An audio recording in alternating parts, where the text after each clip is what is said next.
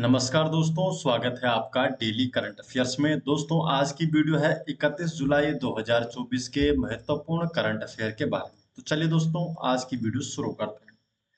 आज की वीडियो का क्वेश्चन नंबर 1 है, 2025 में पुरुष क्रिकेट एशिया कप की मेजबानी कौन सा देश करेगा? तो 2024 में पुरुष क्रिकेट एशिया कप की मेजबानी भारत करने वाला है। बी ऑप्शन सही जवाब है। डिटेल जान लेते हैं। तो एशियाई क्रिकेट परिषद ने 2025 और 2027 में आयोजित होने वाली आगामी द्विवार्षिक पुरुष क्रिकेट एशिया कप की मेजबानी की घोषणा की है। भारत टी20 प्रारूप में 2025 संस्करण की मेजबानी करेगा और बांग्लादेश एक दिवसीय अंतर्राष्ट्रीय प्रारूप में 2027 संस्करण की मेजबानी करेगा। तो 2025 भारत और 2027 की Bangladesh. Question number 2, English channel को सफलतापूर्वक पार करने वाला सबसे कम उम्र का पैरा तैराक कौन है? तो सबसे कम कम उम्र की पैरा तैराक बन गई है जिया राय। ए ऑप्शन इसका सही जवाब है। तो मुंबई की 16 वर्षीय जिया राय इंग्लिश चैनल पार करने वाली दुनिया की सबसे कम उम्र की और सबसे तेज पैरा तैराक बन गई। उन्होंने 28 जुलाई 2024 को इंग्लैंड में एबॉट्स क्लिफ से अपनी 34 किलोमीटर की तैराकी शुरू की और 29 जुलाई को फ्रांस में अपने अंतिम गंतव्य पॉइंट डेला कोर्टेडियोन पर पहुंचे। उन्होंने ये दूरी 17 घंटे और 25 मिनट में पूरी की, जो किसी पैरा तैराक द्वारा स्थापित एक नया विश्व कीर्तिमान है। जिया राय के नाम भारत को श्रीलंका से अलग करने वाली पार्क स्ट्रेट को पार करने वाली सबसे कम उम्र और सबसे तेज तैराक होने का विश्व कीर्तिमान भी है। उन्होंने श्रीलंका के तलाई मन्नार से भारत के धनुषकोडी तक 29 किलोमीटर की दूरी को 13 घंटे और 10 मिनट में तय कर विश्व कीर्तिमान बनाया। इंग्लिश चैनल की बात करें तो ये अटलांटिक महासागर का एक संकीर्ण हिस्सा है, जो इंग्लैंड के दक्षिणी तट को फ्रांस के उत्तरी तट से अलग करता है। 1958 में इंग्लिश चैनल तैरकर पार करने वाले पहले भारतीय थे मिहिर सेन, और 29 सितंबर 1959 को इंग्लिश चैनल पार करने वाली पहली भारतीय महिला बनी आरती शाह। क्वेश्चन नंबर 3 है, मनु भाकर ने 2024 पेरिस ओलंपिक में 10 मीटर एयर पिस्टल मिश्रित टीम शूटिंग में कांस्य पदक जीतने के लिए किस निशानेबाज के साथ साझेदारी की? तो किनके साथ इनकी साझेदारी हुई? सरबजोत सिंह के साथ। 2024 पेरिस ओलंपिक में अपनी पदक जीतने का सिलसिला जारी रखते हुए निशानेबाज मनु भाकर ने सरबजोत सिंह के साथ मिलकर 10 मीटर एयर पिस्टल मिश्रित टीम निशानेबाजी स्पर्धा में कांस्य पदक जीता है। भारत ने पहली बार ओलंपिक में निशानेबाजी की मिश्रित स्पर्धा में पदक जीता है, और ये ओलंपिक में मनु भाकर के लिए दूसरा और सरबजीत सिंह के लिए पहला पदक था।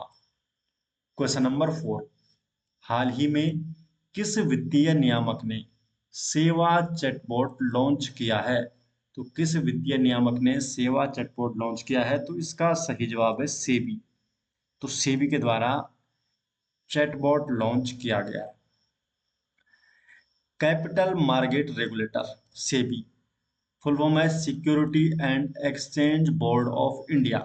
सेबी ने निवेशकों की मदद के लिए सेबी वर्चुअल असिस्टेंट सेवा चैटबॉट का शुभारंभ किया है।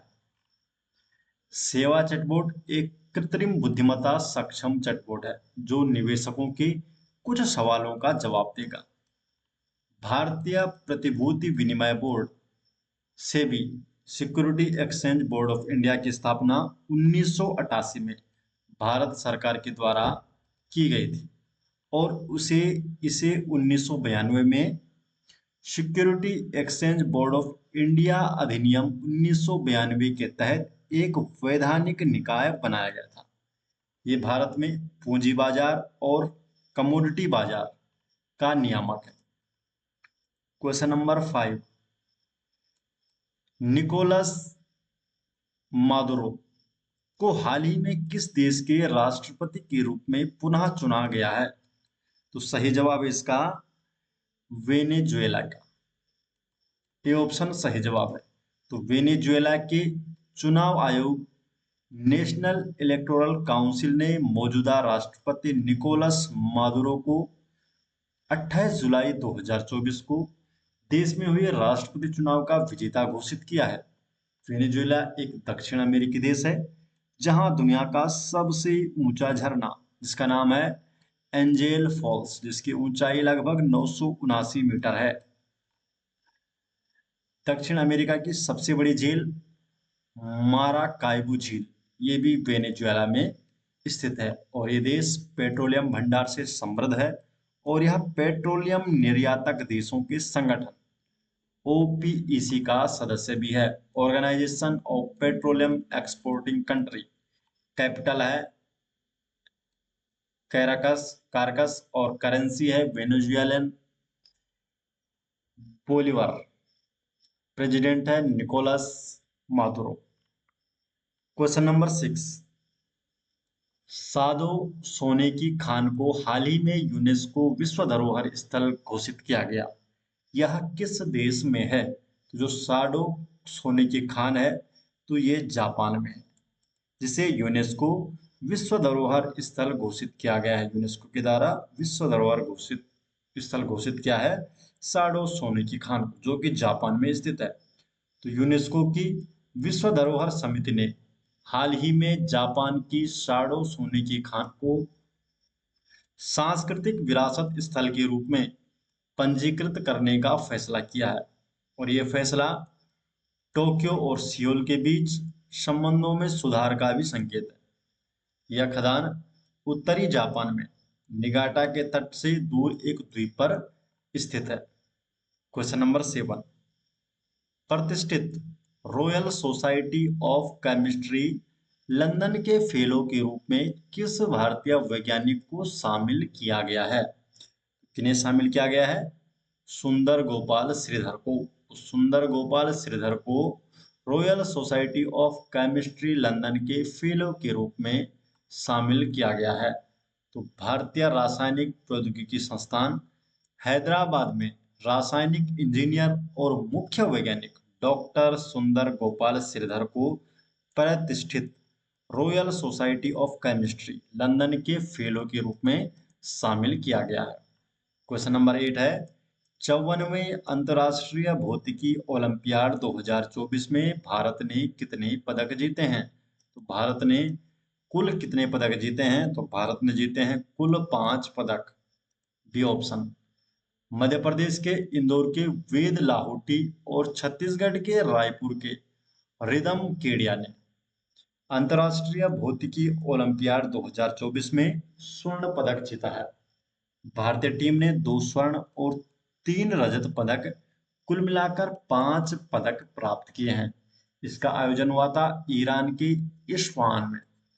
भारत ने वियतनाम के साथ संयुक्त रूप से चौथे स्थान पर अपना स्थान बनाया है। पहला स्थान है चीन, दूसरा स्थान रूस का और तीसरा स्थान है रोमानिया का।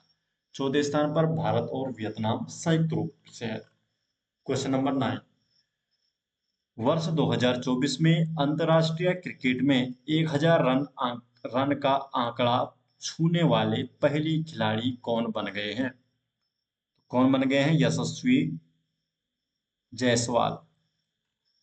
तो भारतीय बल्लेबाज यशस्वी जायसवाल इस कैलेंडर वर्ष में अंतर्राष्ट्रीय क्रिकेट में 1000 रन का आंकड़ा छूने वाले पहले खिलाड़ी बन गए। तो दोस्तों, ये हो गए आज 31 जुलाई 2024 के महत्वपूर्ण करंट अफेयर और ये सभी नोट्स आपको मिल जाएंगे हमारे टेलीग्राम चैनल में, जिसका लिंक आपको डिस्क्रिप्शन में मिल जाएगा। आप टेलीग्राम में जुड़िए जहां पर आपको डेली अपडेट किया जाता है। तो मिलते हैं दोस्तों नेक्स्ट वीडियो के साथ। तब तक के लिए आपका बहुत बहुत धन्यवाद।